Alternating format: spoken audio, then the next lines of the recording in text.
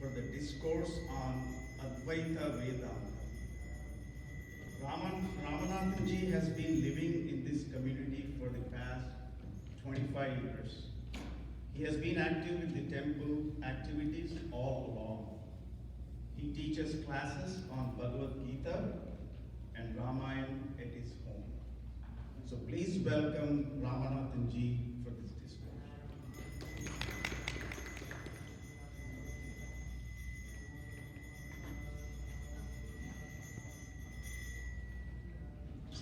Let's start with a few Dhyana shlokas.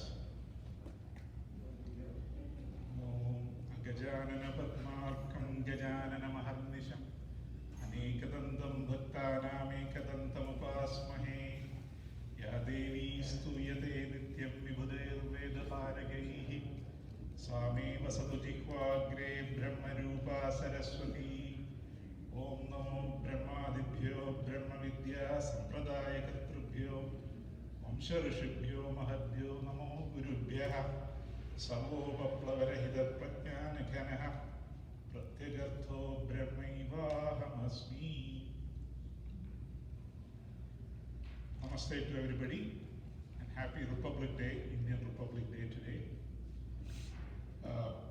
Last year I had a lecture here around the same time, and we covered a couple of topics last year. Basically Karma Yoga and Dhyana Yoga or Raja Yoga. What I'm planning to do today is to continue on that lecture. But before we get into the actual discussion on the various aspects, I will start with an introductory few minutes on how the Advaita Vedanta is being taught in our Shastras. So, as an introduction, what our Shastras tell you, that among all living beings, the human beings are very unique. Because human beings have a very unique faculty known as free will, which other animals do not have. This is a faculty of choice. You can choose to do one action versus another action. This is typically not present in other animals. Animals are generally programmed to be very instinct-oriented. So they act based on their instinct. Whereas human beings, of course, we do have our own instincts, but we also have a choice. In addition to the instinct, we also have a choice. So this free will, in Sanskrit, it is translated sometimes as Purushartha. Purushartha or free will. Now, based on this free will, we choose various things that we need, starting with the most basic things like, food, clothing, shelter, what type of food to eat, what type of clothing to wear, where to live, etc. But in addition to these basic things in life, we also have to choose, or we can choose, how to live our life, or what is the goal of our life. So, and again, we can choose multiple goals. It doesn't have to be one goal. There can be many number of goals. So these goals are also known as Purushartha in Sanskrit because they are based on your free will or choice. So the goals themselves, as well as the ability to choose, is referred in Sanskrit as the Purusharthas. And I'm sure you're all familiar with the four Purusharthas that we generally know about: Dharma, Artha, Kama, Moksha. Sometimes these Purusharthas are classified into four groups, like Dharma, Artha, Kama, Moksha. Sometimes they are classified into two groups, Sakama Purushartha and Nishkama Purushartha, with the Dharma, Artha, Kama falling in the Sakama group and Moksha falling in the Nishkama group. Sometimes they are again classified as Sreyo Marga and Preyo Marga, as in the Upanishads, in Katha Upanishad. So sometimes they are called Bhoga and Apavarga. So these are all how our Shastras describe the various Purusharthas, the Dharma, Artha, Kama, Moksha Purusharthas. Now, whether the Purusharthas are 4 in number or 2 in number, the Shastras tell us that really speaking, we do not have many goals. Even though it looks like we have 20 goals, we put our list of our objectives for the day and goals for the day and goals for the year. Shastra says, really speaking, you only have one goal. Apparently, it looks like there are many goals, but you only have one goal. And this goal, not only that you only have one goal, this is a universal goal. This is same for everybody. It is not different from one person to another. Not only for human beings, but for all living beings. So the idea of many goals, Shastra says, is nothing but an illusion or bhranti or a delusion. Real goal is only one. And what is this real goal? You may ask, okay, if everybody has the same goal in life and it's only one, what is this real goal? And the answer to that is, you want to live a happy life. That is your real goal in life. Happiness, whether it is physical happiness, emotional happiness, intellectual happiness, whatever be the type of happiness, your real goal in life is ananda. This actually word is ananda for happiness. All other things are fake goals. What is really sought after is ananda. So basically, the purusharthas may be many, but the parama purushartha ekaha, only one, and that is ananda. Now you may ask, okay, you are saying ananda is the only goal. How did you come to this conclusion? What is the proof? And Shastra again uses a technique called Anvaya Vyatireka logic. Anvaya Vyatireka logic, basically it says, let us say as an example, let me give you an example first and then I'll come to the logic itself. So let us say that people love me when I am rich. I have a lot of money.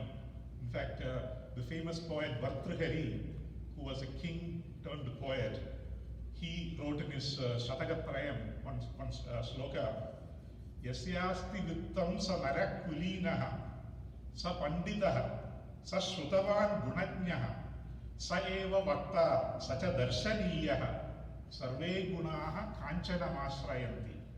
The one who has money, he is kulina, born in a beautiful caste. Whatever his actual thing, we consider him to be beautiful, high caste. Sa pandidaha, he may not know anything, but we call him pandita because he's a very famous rich person. Sa shrutavan, he has learned all the shrutis. Gunajnaha, all good qualities. Sa eva vakta, he is the person to speak on our behalf. Sacha darshaniyaha, he is the one who shows the way for us. We are going to follow him. Sarve gunaha kanchanam asrayanti. So this is a common thing that we see in life. So basically, people love me when I am rich. Now what happens when I lose my money?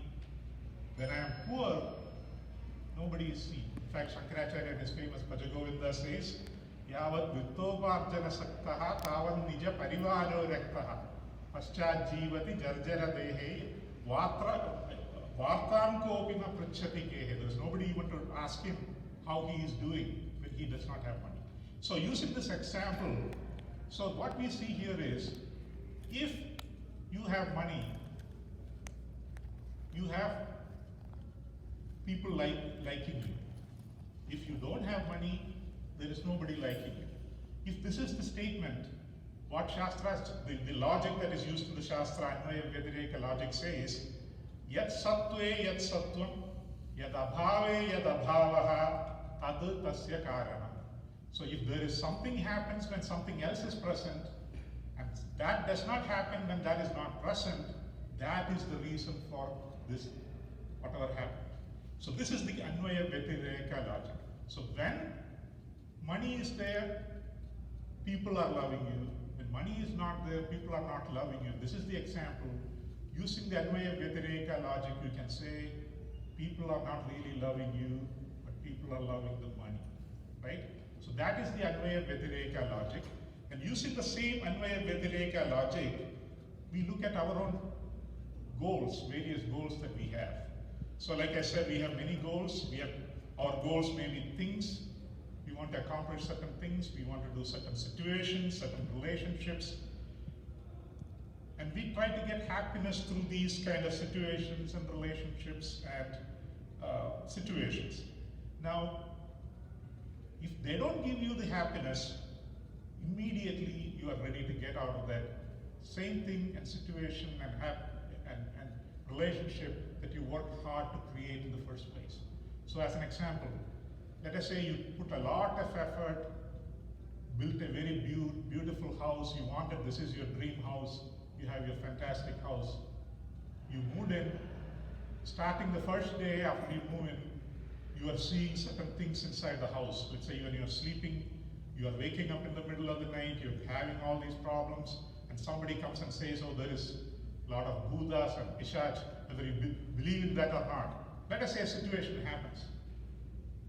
Okay, first day you don't worry about it, second day it goes, 1 week you don't care, 1 month goes, this is happening every single day, you are not getting sleep. And what are you going to do? Sooner or later, maybe 1 month, 2 months, 6 months, you'll say, get rid of this place. Even if it is at half price, I am okay.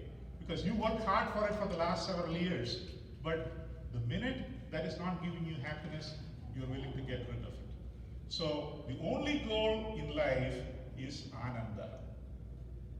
And all living beings have the same goal in life, which is seek Ananda or happiness. Now Shastra also says as a next step, there are 2 types of Anandas. And what are these 2 types of Ananda? The first one is known as Vishayananda, and the second one is known as Atmananda. So Vishayananda is any Ananda that is derived from any external source. And this could be a thing, a situation, a relationship, whatever it is, anything other than myself. This is called Vishayananda. And then Atmananda, which is Ananda, which is, the Shastra says, is the true nature of yourself or oneself. It is the real nature and it can be derived from myself or oneself. So basically, what are the differences between the Vishayananda and the Atmananda?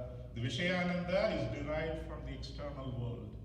So it is basically coming from things, other people, other relationships, etc. So it is basically borrowed Ananda, something that you get from other sources. It is incidental. It comes sometimes, it is not there all the time. In Sanskrit, this is called Agamtuka Ananda, one that comes, Agamtuka Ananda. So now, as a corollary to this point, if something is coming at some times, that means it can also go away at certain other times. So when arrival is there, there will also be a departure. When the condition changes, what arrived can go away. So this is the second characteristics of this Ananda, which is Anitya Ananda. It is not permanent. It is subject to arrival and departure. And the third characteristic is this Vishayananda is always mixed with sorrow, with pain. Because when as an example right here, you can see when this Anitya Ananda goes away, you have a lot of sorrow. So Shastra says, not only when it goes away, there are 3, at any time you have some mixture of pain with this Ananda, because when you have to acquire certain things, you have to put a lot of effort, so there is a lot of unhappiness and pain there. So Arjane Dukkham, then you have to protect whatever you acquired, Rakshane Dukkham, without going away, you have to acquire it, and then Nashe Dukkham, when it goes away, you have Dukkham. So Dukkham, Dukkhataram, Dukkhatamam, 3 stages of Dukkha. So it's always mixed with Dukkha. So these are 3 main characteristics of Vishayananda. And then let's look at Atmananda, the other side of this. The intrinsic Ananda, that is your own Ananda, it does not come from an external source. So it is Swabhavika Ananda, as opposed to the Agamtuka that we saw in the Vishayananda. This is not coming or borrowed from some place. So it is a Swabhavika Ananda. Second, this is never borrowed. No arrival, no departure, no question of loss, etc. So this is always going to be there. So it is a Nitya Ananda as opposed to Anitya Ananda. And third, this is dukkha amisrita ananda, because there is no struggle to acquire it because it is within yourself, no struggle to protect it, or no chance of losing it also. So dukkha amisrita ananda or kevala ananda. So now Shastra says, okay, these two types of ananda are available. The Vishayananda is available, Atmananda is available. You choose, because remember you have the Purushartha, the choice, free will. You choose which Ananda you want to go after.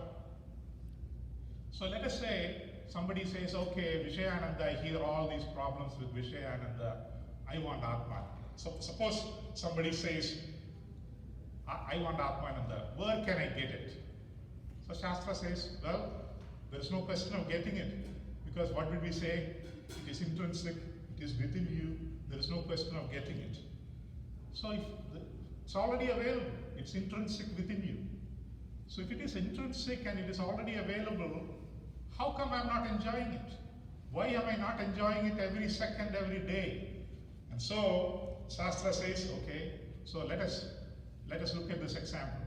Okay, you have a beautiful water tank, large capacity water tank that you have built, and you put all the plumbing, etc., to get the water to come on the kitchen and various places in the house.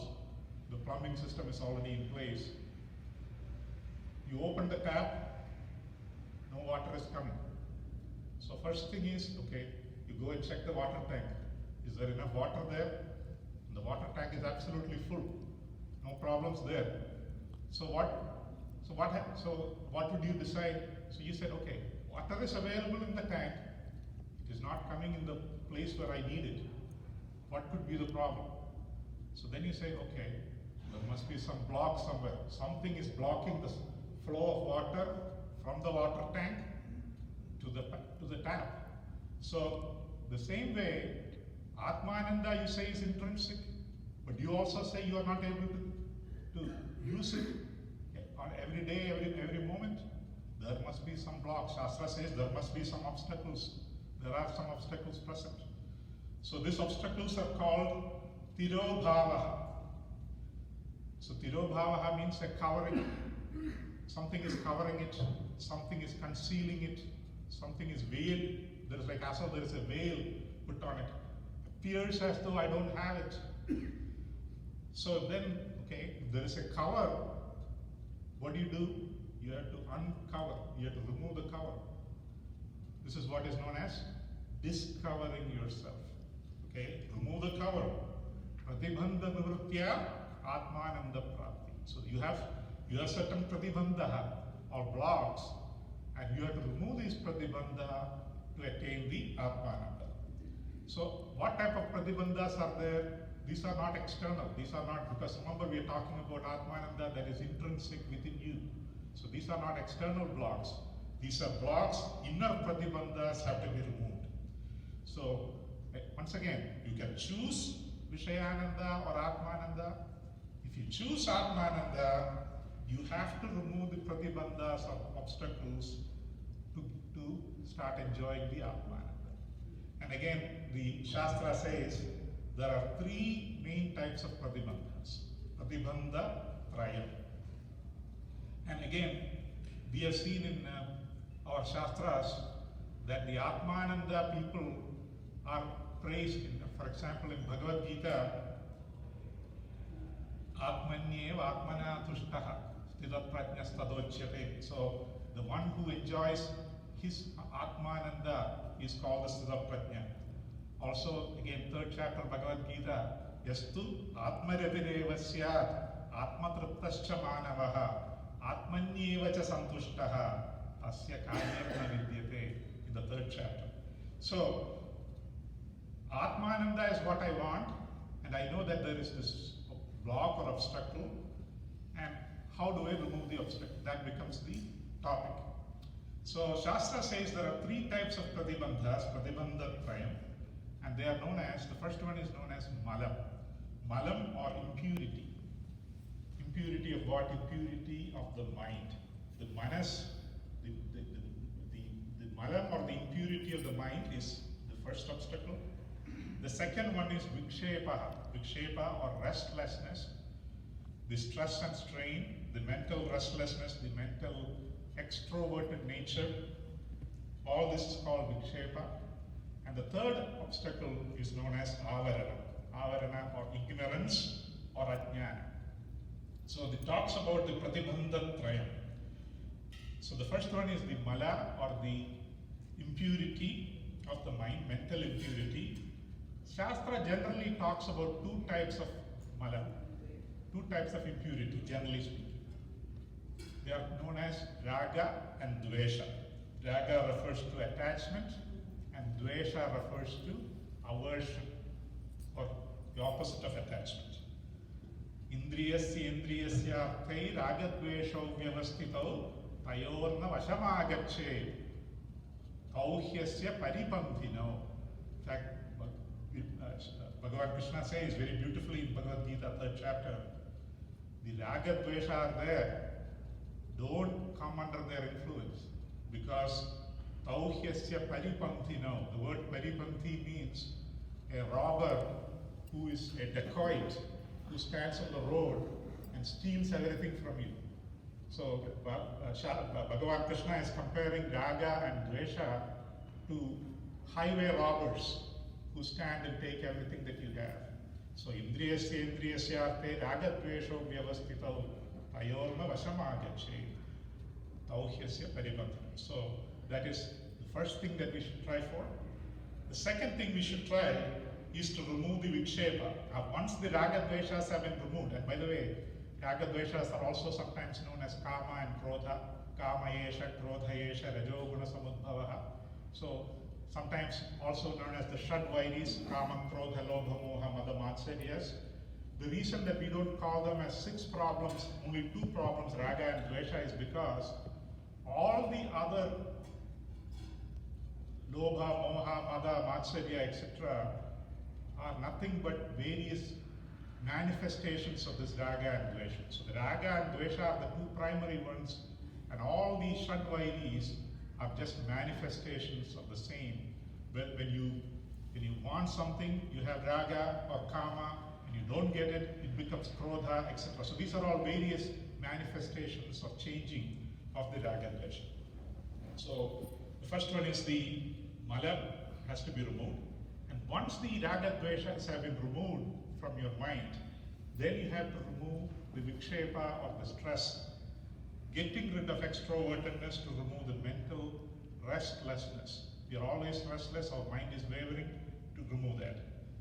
And then once these 2 are accomplished, then we have to remove the avarana or the ignorance or the fact that what is the ignorance? Ignorance is the fact that you do not know that my real nature is Ananda. I am Ananda Swarupa. So basically you are not aware that I only require myself. You don't need an external source or event to be happy. This is the ajnana portion. So these 3-fold pratibandhas have to be removed, and Shastra prescribes 3 types of exercises to remove these 3 types of obstacles. Karma yoga, use karma yoga for malanivritti. Upasana yoga, sometimes also called as bhakti yoga, but the word bhakti in Advaita Vedanta refers to all 3, karma, upasana and jnana. I will get into that in a minute. So in Advaita Vedanta generally known as upasana yoga for vikshepa, removing the vikshepa, and jnana yoga for removing the avarana. So these are the three techniques mentioned. So then our focus turns to what are these yogas? What is karma yoga? What is upasana yoga? And what is jnana yoga?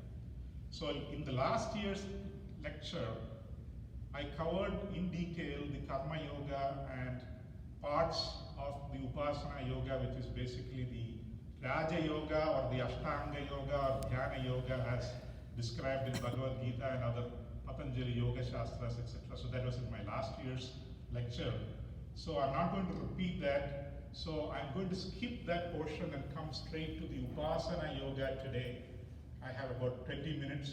I'll try to cover the upasana yoga in the 20 minutes, and then probably in another lecture, I will cover the Jnana Yoga aspect of it. So essentially, Karma Yoga allows you to remove the mala, the impurity of the mind. Various techniques are prescribed in the Karma Yoga. In Bhagavad Gita, the first Shatkam, in fact, Bhagavad Gita, 18 chapters, as you all know, divided into 3 sections. The first 6 chapters, or Prathama Shatka, is Karma Yoga focused. It talks about not only Karma Yoga, but your sadhana, your basically your free will, and your in the Mahavakya Tad Tvamasi, it talks about the Tvam Padartha Lakshana in the first Shatka.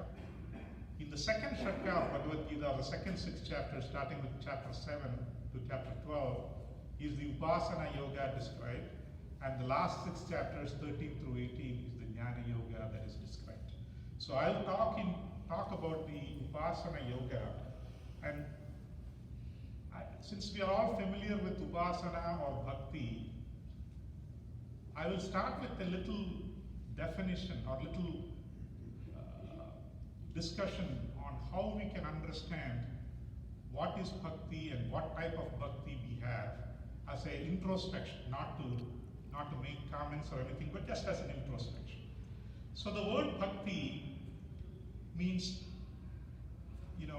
there are various meanings to it. You can say devotion, love, anuragaha, premaha, sadhvasmin parama prema rupa. That's what Narada Bhakti Sutra talks about Bhakti. So this is the, a devotion, high devotion and love. Now the devotion and love that we are having should be for a higher goal. It has to be a high goal. We say Matru Bhakti, we worship our mom.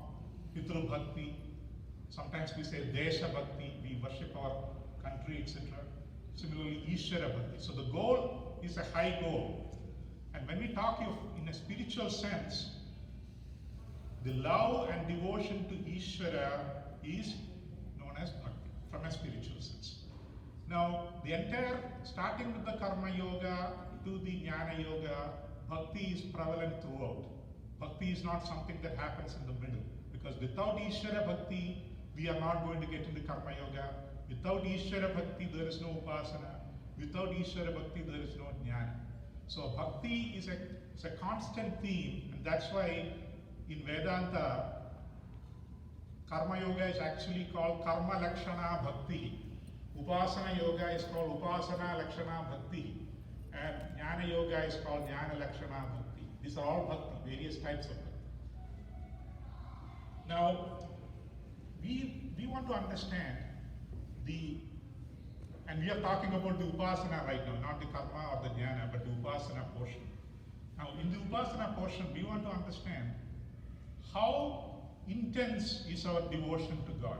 The intensity, if you want to understand. So, for example, you are having an electricity connection or electricity supply coming in. You want to know the voltage, whether it's 110 volt, 240 volts, 1000 volts, whatever it is. And based on this, you know the intensity of the electricity that is coming. Similarly, to understand the intensity of bhakti or devotion, you can classify, Shastra classifies into 3 groups. The first group is known as Mandha Bhakti.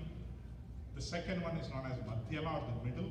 And the third one is the Uttama or the highest. So, what is each of these? To understand what each one is, we have to look at our attitudes towards Ishvara or God in each of these phases. So, first one, in the first level, in the Mandha Bhakti category, we look at Ishvara as a means to get what we need. So this is how we are taught in the early days when we are children. You say, okay, you have an exam coming up today, very difficult exam, math exam is coming up. So you go and go to the Pralayar temple, the Ganapati temple, crack 2 coconuts and go write the exam, you'll get your 100 marks. So what you really need, the end goal is 100 marks in math. What you need to do is use Ishvara as a method to get what you need. So Ishvara is a means to get the end. So Ishvara is sadhanam. The Jagat, what I mean by Jagat is the universe, basically everything in the universe, whether it is money, wealth, like for example, you are starting a business, maybe do a Lakshmi Puja, essentially to gain wealth. So whatever we need, we use Ishvara as a means to get what we need. So there are two types of bhaktas here. Bhagavan is talking about in the 7th chapter, he talks about Chaturvidha Bhajan Devam Janas Sukrutinokjuna Artho Jidnyasurartharthi Jnani Cha Bharadarshava. So he talks about 4 types of bhaktas, and we are talking about 3 types of bhakti. So the 4 categories that Bhagavan says there, we are going to fit into the 3 groups here. And in this first group, the Manda Bhakti, there are 2 types of bhaktas. One who comes to get something, or Sukha Praptaye Ishvara Sadhanam. So use Ishvara as a sadhanam or means to get what you need. All the positive things that you need. You need money, you need a successful family life, or whatever. Sukha Praptaye Ishvara Sadhanam. That is one category of bhakta. Then there is another category of bhakta who comes to worship Ishvara when he is having some difficulties. Whenever he is having issues, whenever he is having some problems, he is having a big stomach pain, is not going away, dukkha nivartyartham, Ishvara sadhanam. So I want to get rid of my whatever problems I have. So to remove the dukkha, I need Ishvara. So these first 2 groups, we call them Sukha Praptaye Dukkha Nivrittaye va Yaha Kasmai Sadhyaya Ishvaraha Sadhanam Bhavati. This is the first group called Manda Bhakta.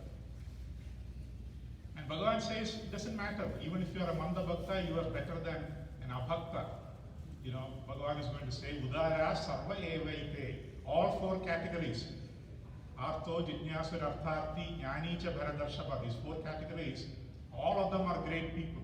Because compared to the Abhakta, you are still a great Bhakta, even though you are the lowest level of intensity in Bhakti.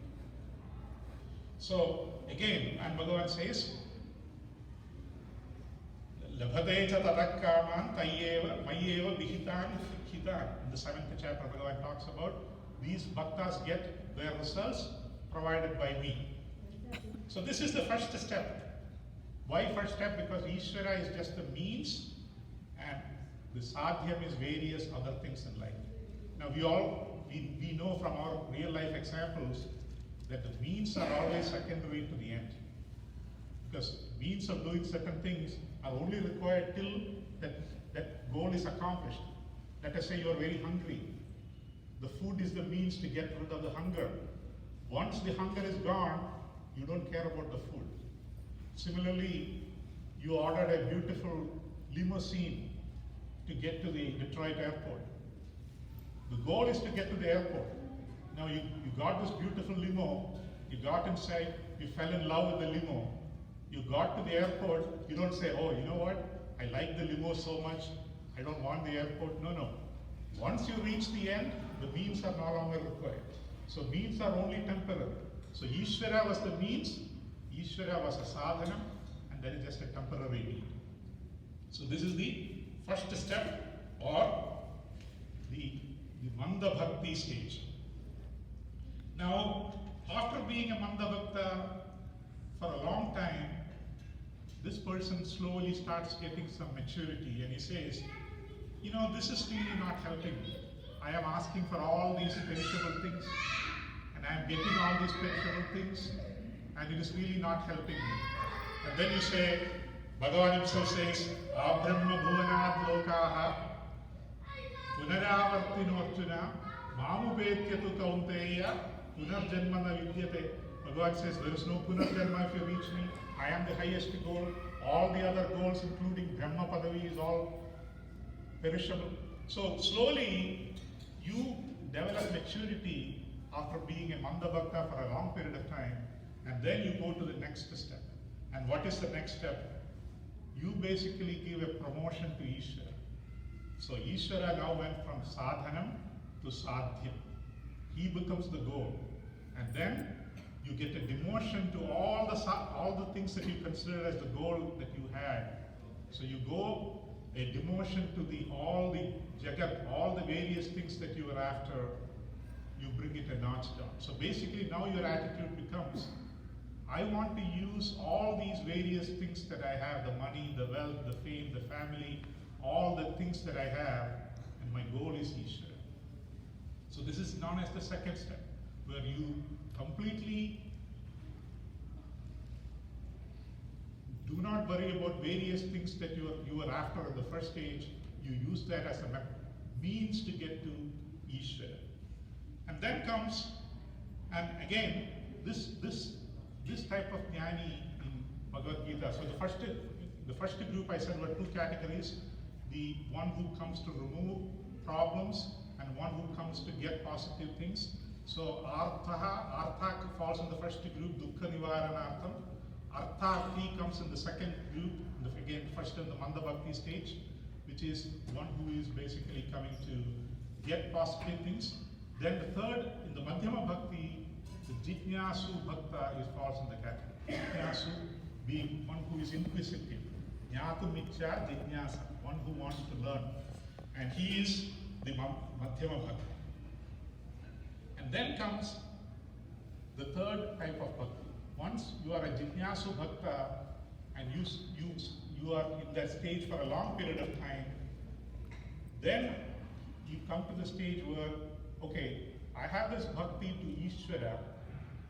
As long as I consider myself to be different from Ishvara, that Ishvara bhakti is going to be secondary to my own bhakti. Because Vedas Upanishad says there is a big section in Brihadaranyaka Upanishad.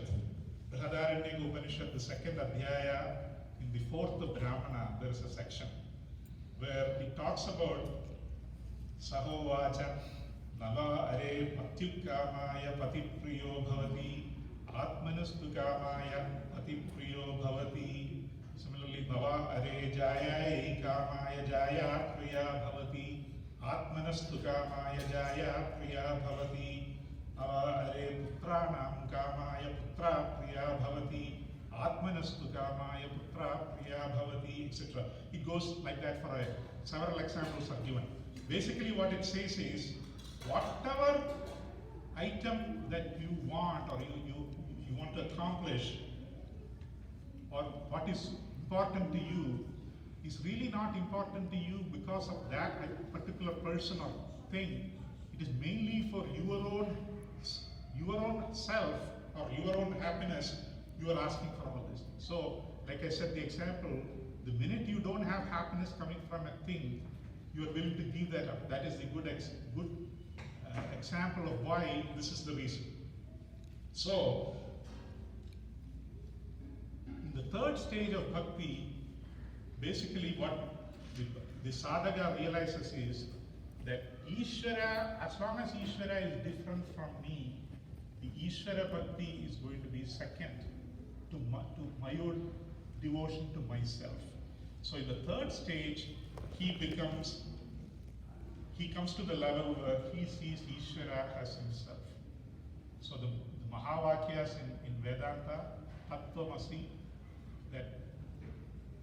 that Ishvara and you are one and the same. When you hear this word Tattvamasi, the problem that we all have is we have not really done the analysis or understanding of what is the meaning of this word Tvam. The Tvam Padartha Lakshyam has not been understood by us, and then we are trying to understand this Mahavakya, Tadu Tvamasi. So whenever we say Tvam, the first, when you see this Mahavakya written somewhere, you go to the famous Shabarimala temple, on top of the பதினெட்டாம் படி, the 18 steps, it's written Tattvamasi. When you see that, that only registers as a slogan.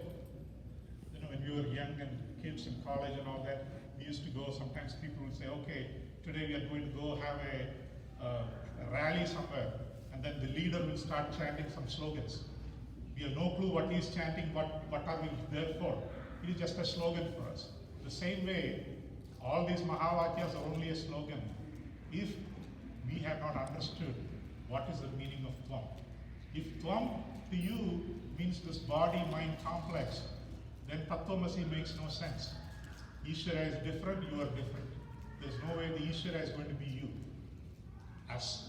But after doing the inquiry and after going through the Karma Yoga and Upasana Yoga and Jnana Yoga, you have finally identified the Tvam-pada as you, the Chaitanya, the all-pervading consciousness.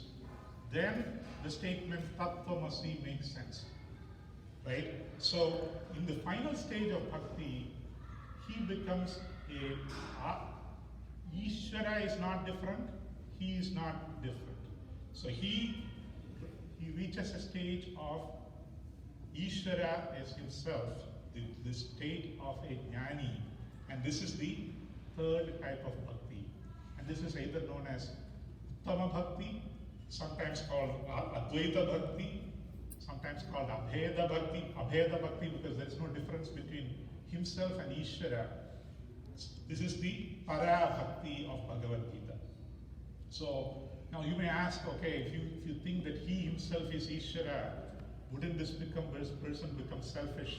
You know, we have heard the stories in Puranas of Hiranyakashipu ordering everyone, do not worship Narayana, worship Hiranyakashipu. You know, all those stories we have heard.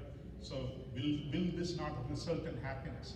But we have to understand that the sadhaka, the bhakta we are talking about here is not a raga-dvesha oriented bhakta like Hiranyakashipu, but a person who is a jnani, who is in his mind, Mayeva sakalam jatam, Mayi sarvam pratishtitam, Mayi sarvam layam yati, Tad brahmadvayam asmyaham. This is Kaivalya Upanishad. So this is the type of jnani who understands that Ishvara and himself are one and the same. And in Bhagavad Gita, Bhagavan says, Sarva Bhudastam Atmanam, one who understands that, Atmaupamyena Sarvatra Samam Pashyati Arjuna. All these things Bhagavan talks about in Bhagavad Gita. So in Bhagavad Gita, Bhagavan talks about these four types of bhaktas, Artho, Jitnyasu, Artharthi. We talked about Artha, Jitnyasu and Artharthi. And the fourth category is Jnani. Jnani cha Bharatarshava. This Jnani Bhakta is the Uttama Bhakta. And then he says, Tesham Jnani Nitya Yuktaha Eka Bhaktir Vishishyate. So among these four groups, even though they are all great, Udara Sarva Evaite, they are all great because they are all Bhaktas. But among these four groups, Jnani is the Nitya Yuktaha and Eka Bhaktihi. So you can say Eka Bhaktihi, Abheda Bhaktihi, Advaita Bhaktihi, Para Bhaktihi, whatever be the word, Tesham Jnani Nitya Yuktaha, Abheda Bhaktir Vishishyate, Advaita Bhaktihi Vishishyate, Para Bhaktihi Vishishyate. So this is the four categories of the seekers, and they are classified in these three groups of bhaktas. So basically, the Bhakti Yoga that we see in Bhagavad Gita, I have only a couple more minutes left, but any talk about Bhakti Yoga and Bhagavad Gita will not be complete without referring to the 12th chapter of Bhagavad Gita. And in the 12th chapter, of course, throughout Bhagavad Gita, not only in the 12th chapter, but throughout Bhagavad